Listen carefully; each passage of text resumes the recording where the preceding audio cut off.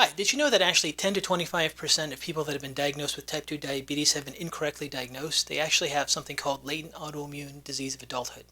So there is a growing population of diabetic patients that actually have a subtle autoimmune destructive pattern against their pancreatic islet cells, and this pattern is slow and destructive over time. So there isn't this immediate onset of insulin need. So they're typically misdiagnosed. The problem is when these patients have these type 1.5, they call them, type diabetes, these subtle autoimmune types patterns, they don't really respond to conventional treatment, and they really have very little impact um, with just blood sugar stability mechanisms, whether it's a medication or just insulin receptor site response. They really have a combination of a vicious cycle of insulin resistance in combination with subtle autoimmunity. And there's many cross-reactive food patterns and environmental factors and pathogens that cross-react with the pancreas. And these people really do need a personalized lifestyle medicine approach to be able to get their blood sugar patterns under control.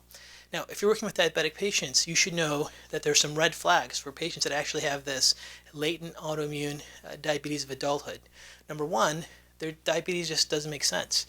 They are healthy, they exercise, they work out, they're not eating a lot of carbs or sugars. They're lean body weight many times. Sometimes they're just slightly overweight, but their blood sugar levels are off the charts.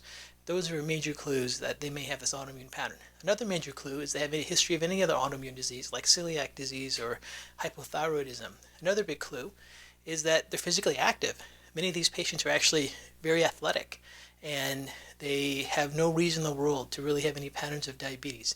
If you ever see these red flags, you should always evaluate these patients from an autoimmune perspective.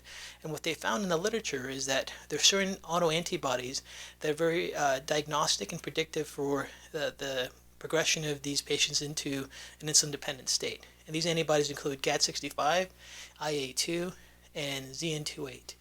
In this course that we'll be teaching for the Kharrazian Institute, Diabetes and Dysglycemia Patterns, I'm going to share with you all the research behind these patterns and show you how to really clinically evaluate them step by step, everything from laboratory test to history to exam, so you don't become part of this population of healthcare practitioners that are misdiagnosing these patients about 10 to 25% of the time.